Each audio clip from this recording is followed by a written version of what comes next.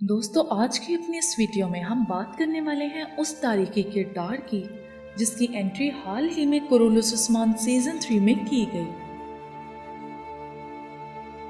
इस किरदार को तारीख में बहुत अहमियत हासिल है, जिनका नाम है अली बे, जो कि चौबान कबीले के सरदार हैं। दोस्तों, इस कबीले का जिक्र हम पहले भी कुरुलुस उस्मान सीजन 2 में सुन चुके हैं, यावलक अरसलान के हवाले से। अब जबकि कुरुलुस उस्मान सीजन 3 भी अपने इख्तिताम पर है, तब इस तारीखी किरदार की आमद हुई है, क्योंकि इस सीजन को ख़त्म करने के लिए और सीजन 4 के आगाज़ के लिए कहानी में तारीख को बढ़ाना और मद्दाहों में सनसनी पैदा करना भी ज़रूरी है, ताकि मद्दाह अगले सीजन का बेसब्री से इंतज़ार करें। दोस्तों, अगर चौबान कबीले की अहमियत को देखा जाए तो बहुत से मौरखीन ने अपनी किताबों में इस कबीले का जिक्र किया है, जैसे कि तारीख़ सुलजूक और किताब सुलजूक नामा वगैरह में।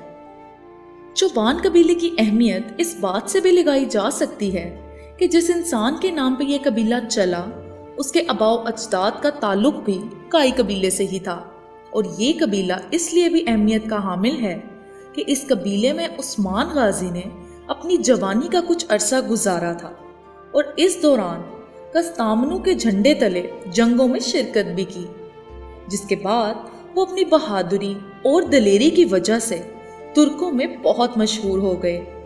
लेकिन इस कबीले के सरदार के साथ किसी बात पर इख्तलाफ और काई कबीले की जिम्मेदारी ने उस्मान गाजी को उनसे अलग होने पर मजबूर कर दिया। दोस्तों, चौबान कबीले के बानी का नाम हशामुद्दीन चौबान बे था। चौबान तुर्की ज़बान में चरवाहे को कहते थे, लेकिन हशामुद्दीन एक चरवाहे नहीं बल्कि एक कमांडर थे। लेकिन चूंकि इनके अबाओ अजदाद और गौस तुर्कों की ही एक शाख थे और चरवाहे थे, इसलिए उन्होंने अपने कबीले का नाम भी चौबान रखा। तारीख में हशामुद्दीन एक दयानतदार, सखी और बहादुर शख्स के तौर पर मशहूर थे।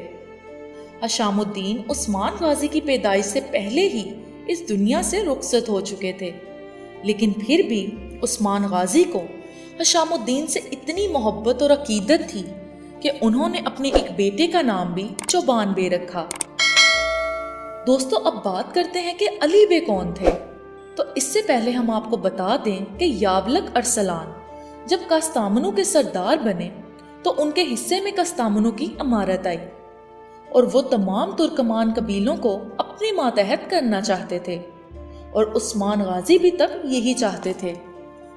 तो इसीलिए यावलक अरसलान और उस्मान गाजी में रंजिशें पैदा हो गईं, जो कि वक्त के साथ सुलझ भी गईं।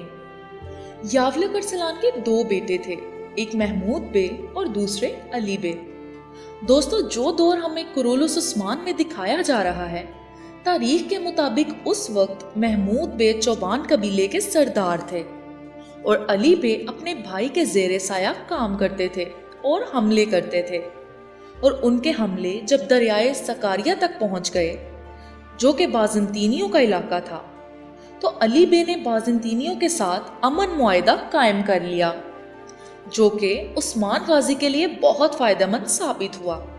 और उस्मान गाजी ने उस वक्त में एक के बाद एक बाज़ंतीनी किले फतह किए और तुर्कों को उस्मान गाजी की शक्ल में एक अजीम रहनुमा मिल गया।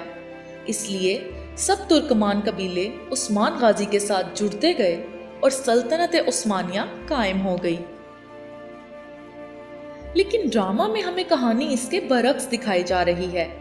जहां तक बात है अली बे के सरदार बनने की, तो तारीख में ऐसा कुछ नुमाया नहीं, क्योंकि महमूद बे के कत्ल के बाद कस्तामनू की अमारत खत्म हो गई और अली बे का उसके बाद क्या हुआ, तारीख इस बारे में कुछ नहीं कहती। तो दोस्तों, ये थी अली बे की और चौबान कबीले की अहमियत और तारीख।